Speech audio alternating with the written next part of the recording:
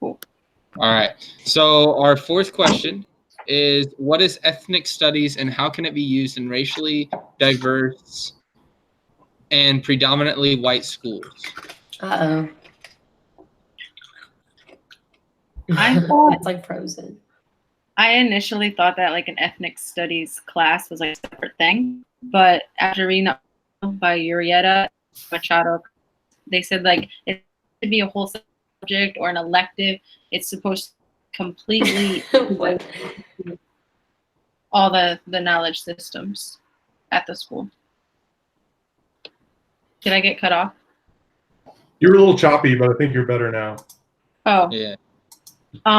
So I was saying that I initially thought it was supposed to be like a separate subject, but after reading the Urieta and Machado Casas article, it was saying how it's not supposed to be a separate elective or anything. It's supposed to be embedded in all the subject areas and just kind of encompass that mentality in all the classes that kids go through throughout the day. I had the same thought. I thought ethnic studies was the study of different ethnic groups. And so hearing it used this way, I thought was interesting. And the definition that I came up with, kind of paraphrasing, was teaching cultural pride through the use of culturally relevant curriculum. Can you guys hear me? Yes. Okay. I feel like I'm back in my parents' house again. Sorry. Oh, go ahead, Justin. So the quote that I pulled was from the Caddy, Lopez, and Morel. Ethnic studies is an interdisciplinary field that begins with the assumption that race and racism have and will continue to be as strong social and cultural forces in American society. So that was like the definition. And then so we have to, even in like all white schools, we have to prepare students that the world is different than what they have experienced so far. So I went to a school that was like 95% white. And when I went to college, it was just like for the first like 6 months, there was a disconnect between me and like 50% of the people on the campus because they looked different than me. Not that I was like racist or anything, but I just couldn't, like, I never had interaction with people of other ethnic groups. So I didn't know that I could just like walk up and was like, hey, what's up? And, you know, it was just like, I didn't know how they felt about me or this and that. And it was just like, yeah, I have family that are like black, but like when you start talking about like Asian ethnic groups and all the other groups, I just wasn't confident in interacting with them because I didn't want to say anything that offended them, do anything that offended them, or them say or do anything that offended me, which was like a weird experience for me. Yeah. The thing that I thought of when I'm reading this is like the challenge is how do you, especially in an all-white school, how do you teach this without marginalizing, you know, how do you address that issue of, you know, including whiteness and that, you know, and the Euro tradition. So you do it in a way that doesn't diminish, or, you know, so to go back to earlier units where we're doing that, where we're creating that shame or that guilt, you know, to be able to level the playing field without the pendulum swinging too far to the other direction and then making it worse. And that's like the question that I try to wrap my head around over and over. So anyone who can shed light on this, but how you said that like it has to be a culturally relevant pedagogy kind of within all the classes. Like that's what you're like saying, right, Truman? Yeah. Yeah. But then like kind of from Justin's experience, like I grew up in a very predominantly white school. And for me, my education was culturally relevant to my whiteness.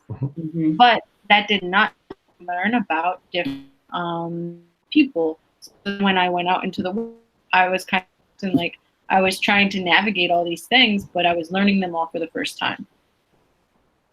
Yeah. I think that kind of comes out too. Are you on the ethnic studies question? Yeah. Okay, sorry, I'll back join. But I think same thing how you like learn about it. I've always found myself wanting to educate myself as a teacher, or even when I was a student, just depending on who my current population is. So like in my first year of teaching, 21 of my 22 students were Black. So like I didn't really go out of my way to learn about other cultures, sadly. But then my second year, I had students from like 8 different nations. So it's almost like depending on my population of students, or even, if I was a student and I had other like classmates that were different, it's like that's when I would kind of like go out of my way to like take the time and learn about different ethnicities. So I had a question about something I'm reading in the Bilingual Education in the United States article. It says, let me see. So this study reported that only 1% of bachelor's degrees nationally were awarded to teachers preparing to be bilingual and or ESL teachers. Added to this is the fact that the potential teaching force of bilingual/biliterate teachers has been diminished due to state standards over the past 15 years. In some cases have outlawed bilingual education outright. I didn't know that. I don't even know what that like means. Well, it's the same attitude that, in the articles that were referring to the Tucson lawsuit outlawing, ethnic studies. Essentially, it's like, it's this mindset that, well, you're an American, and it's so relevant right now with what's going on in politics. And I'm not making a political statement, but the discussion is around, what are we going to be? A multicultural melting pot that respects everybody where they come from, or are we going to be a society that if you want to be here, you've got to be like us, and that's the turning point we're at. But I think that's where the source of some of those, when I was reading, going back to early other classes, this whole idea of political and power and education, I thought, oh, that's like conspiracy stuff, right? And now it's like, no, it's not, man. It's like the fight over control of what we teach our kids is really the root of, and even with like, standards and Common Core, it's like, I just had no idea how deep it went, as far as the control and the message that we're sending. Definitely. I think we hit on the second to last question for the future considerations for teachers who are unsure of how to address, but we can hit that in just a second. Let's talk about what are ways that teachers can engage in discussions of Islamophobia.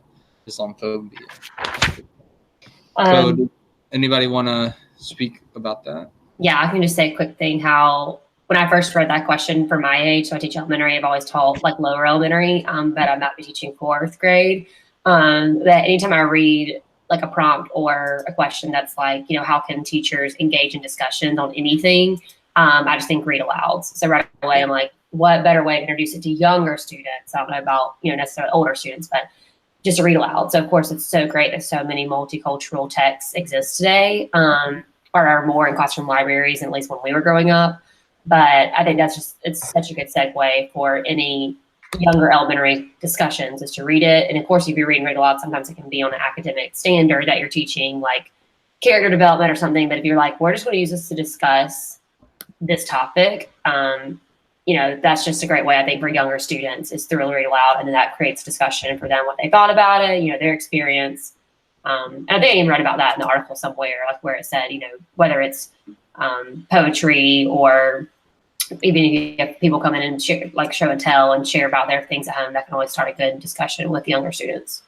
So the Rama Rajan and Rundell, Runel, did I say that correctly? Yeah, I was struggling with the names too. I was just going to refer to them by the titles. Is what Yeah.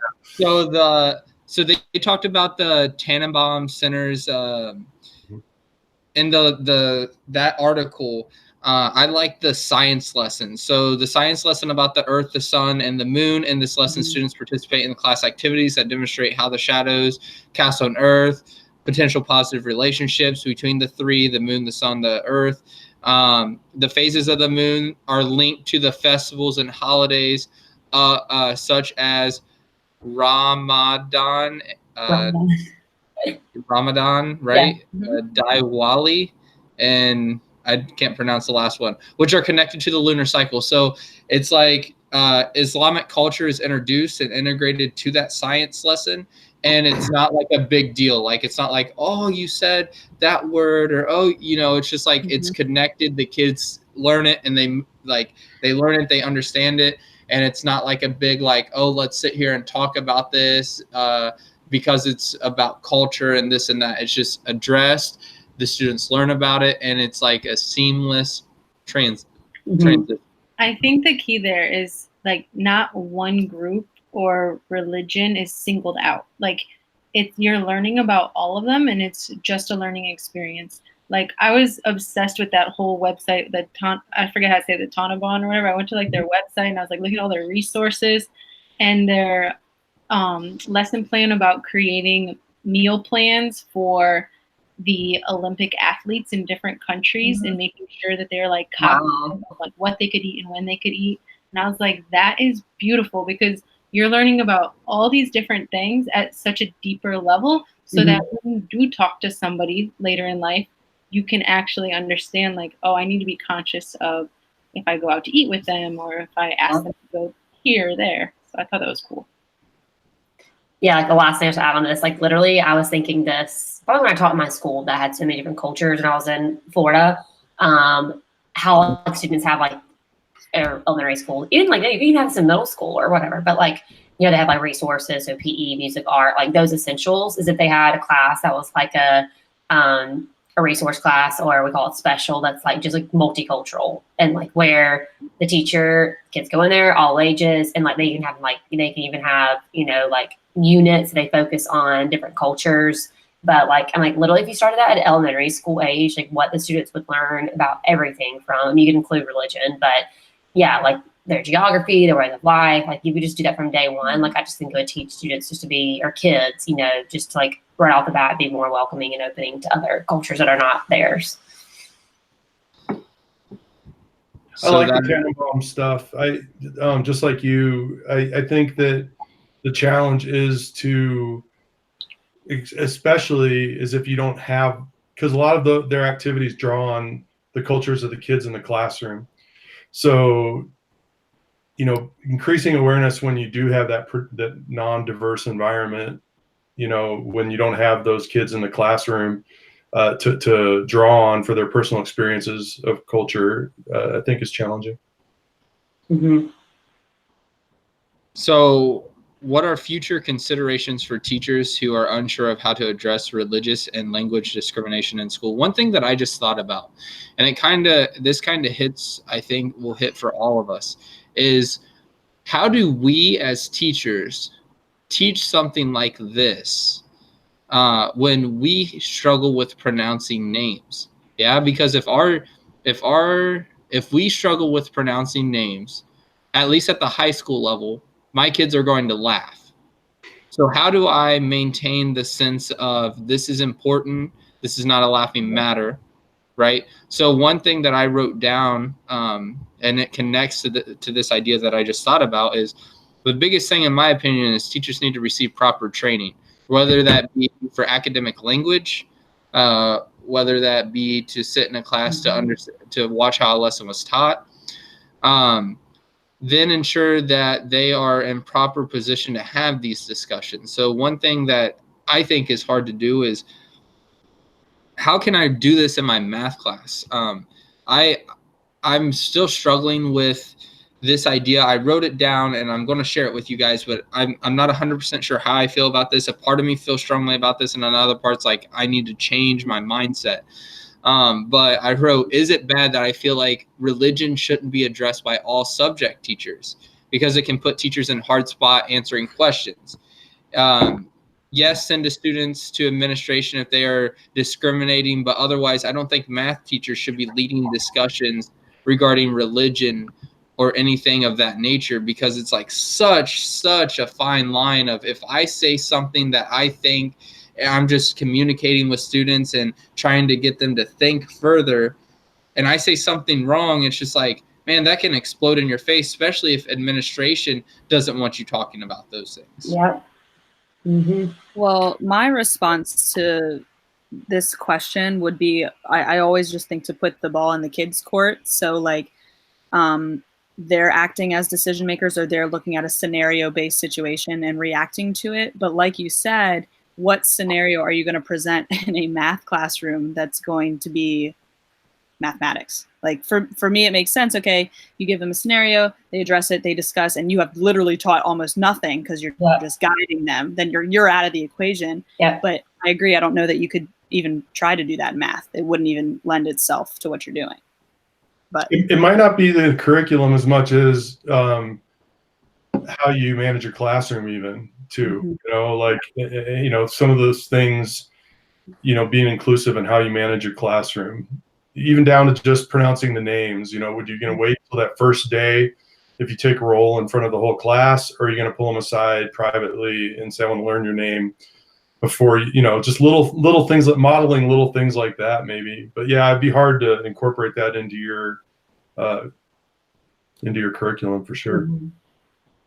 I do think religion and math is probably very touchy. But I think like the language discrimination could definitely be addressed. And just like what Truman was saying, it's like how you run your classroom. Like, does everyone have a space to talk? Is it okay if you talk in another language? Is it okay if you talk in slang? Is it okay to know when to code switch and how to code switch? And like, are there safe places where you can sit next to someone who also speaks your language? Or like in the podcast, like those strategies, like, are you incorporating those into your classroom? That can kind of combat that discrimination. Well, and I wonder if you could spend some time, forgive me, I'm a little bit ignorant on this playing field, but you know how like in the Japanese culture, they can solve minus two digit problems with like the lines. Have you guys seen that? There's like little videos that come up. Yeah. You can find a collection of those. I mean, it'd be tough, but incorporate things that way. That's true. Right. Teach different ways to solve like multiplication and stuff like so that could be done. I feel like, and I did stuff like that when I was like in middle school, like learning multiplication tables and stuff like that from different cultures. But it's like, how do I teach quadratics to a like and incorporate culturally relevant, like, so our thing over here in Hawaii is the state created a curriculum that is culturally relevant, that is supposed to meet standards. And I have people that have lived and taught over here in Hawaii their whole lives and call it junk, right? Like it's junk. We're not using it anymore. And this was stuff that was created by representatives at the state level. And it's just like, okay, if that's junk and it's supposed to be culturally relevant, right? It talks about shave ice and food trucks and, plate lunches and stuff like that. It puts the kids in real situations that they would be over here. It's just like, if that's junk, okay, how do we move forward now and create this culturally relevant mathematical material? And it's just like, it's hard. It's truly, it's like, unless you're going to sit and have a discussion, like maybe your warm-ups are like a quick, like 5-minute discussion and like something that's maybe off topic and you do it like every Friday or something. That's one way to start incorporating it in a mathematical classroom.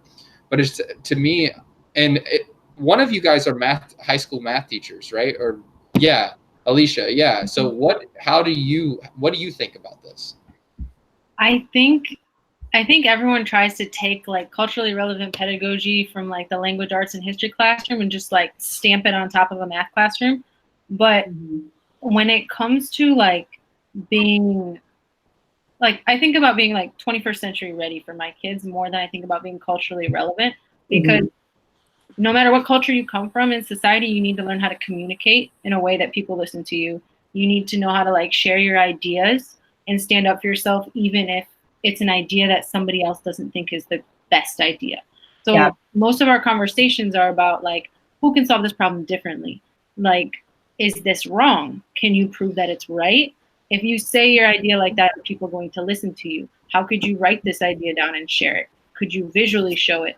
So I feel like as far as like my students developing as like problem solvers, critical thinkers, and communicators, that's where I feel confident, but I don't know if that's the end all be all.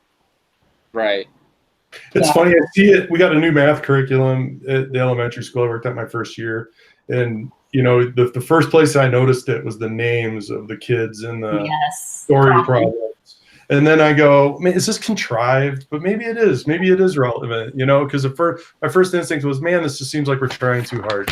But I think really it goes back to creating that classroom community and getting kids ready to learn, you know, and in doing that is creating that respect. And you know, like when something, when there's an issue in the news that relative to terrorism or something like that, it's like you almost have to deal with that in all classes, no matter what you're teaching, you know, to get kids ready to learn, you know, or when something, helping them navigate those things. But yeah, it's a challenge for sure.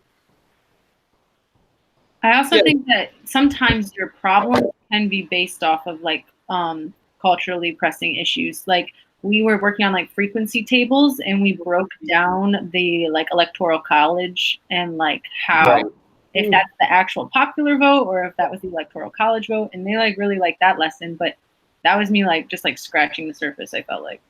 Right. And Truman, to go off your idea of like when something big happens, right?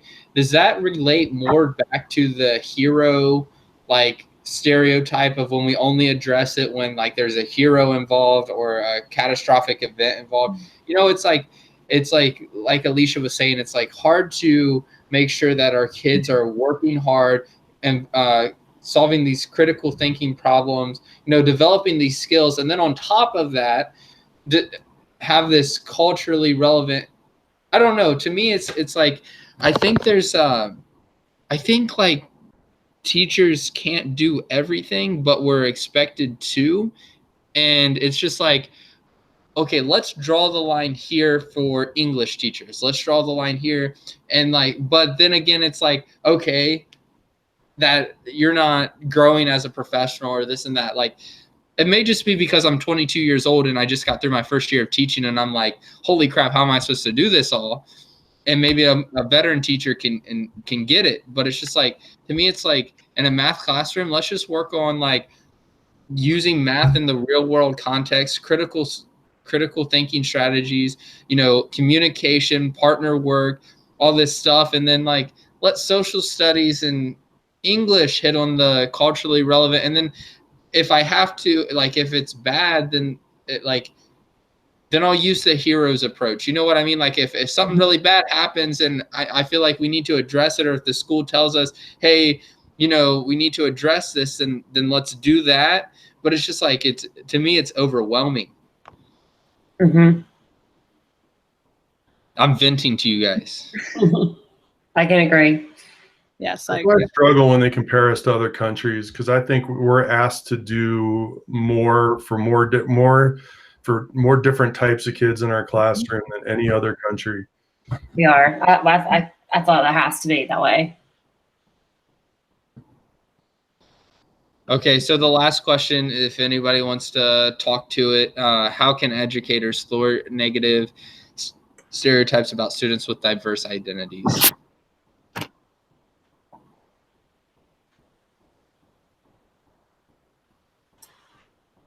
Did I lose you guys? Also had to look up what the word thwart meant. I was like, I don't think I've seen this word in a while. I didn't necessarily see anything explicit in the text for this one. Like, I think it's kind of just like what would it say. I just came down to modeling. That's the only thing you know, is they're watching us, right, and how we handle these things. Mm-hmm. I think navigating challenges like issues between students would be very tricky in a diverse classroom.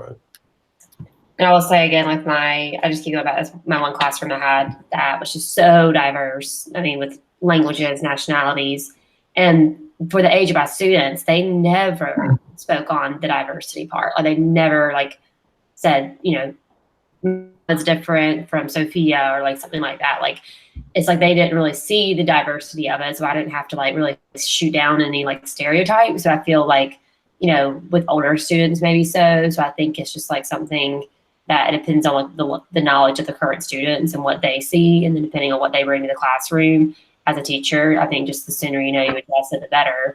And again, like no matter what, even a high school student, like, they can still be considered kids. So it's like they just need to be educated on the topic sometimes as much as we need to be. And I think that's what caught me. Like, we were all just started talking about like the kids, like kid to kid stereotypes. But I was thinking like how many educators I deal with on a daily basis that say, my English language learner students, they can't understand, they can't do this. And I'm like, yes, they can. Like, you're just not, we're not giving them the strategies that they need, you know? Yeah.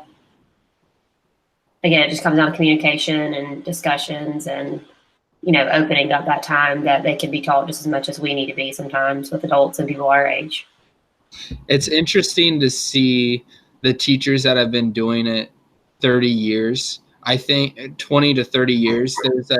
There's a group. There's a spectrum for those teachers, and I think the teachers, from my experiences, there's the teachers that are evolving to get to where they should be or they need to be for the students, the what we're asked to teach nowadays, versus the teachers that are still stuck in their ways. This is how we're doing it. We're going to do pencil and paper. We're not going to talk about anything else. And I'm not saying I'm like that, but it's like they're stuck there and they don't want to talk about or do anything else. And it's like they don't even have time to like crack a joke or smile at the students. Because it's funny, because one of the teachers that I just taught with, I ran a tutoring program after school, and I would tutor some of her students.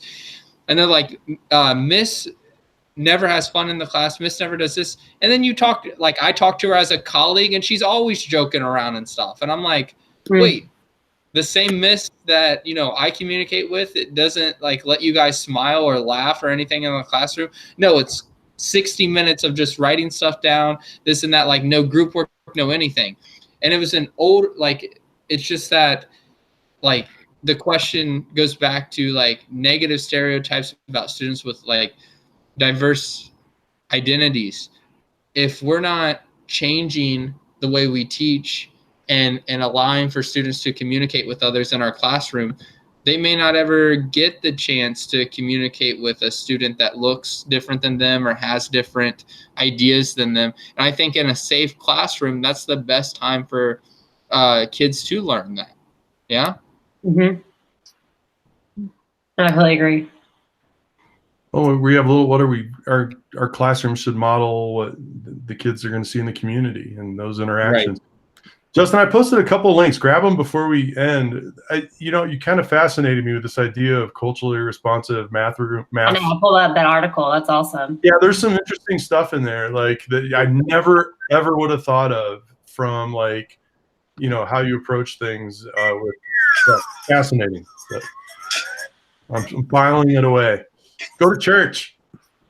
It's time. Here I am pulling up this YouTube video too. So. Yeah, that YouTube video is just like this really goofy guy who gives you 4 magic ways to respond to everything, which I was thinking about you could use if someone's being a real jerk in your class or whatever to another person. And you always start with, that's interesting, and then there's something after it. So that's interesting. Why would you say that? That's interesting. Tell me more about that. Like, it's like, anyway, he's a goofy dude, but I was like, I definitely watch that. I love that. I mean, thanks for sharing those guys. Yeah. Yeah. Cool.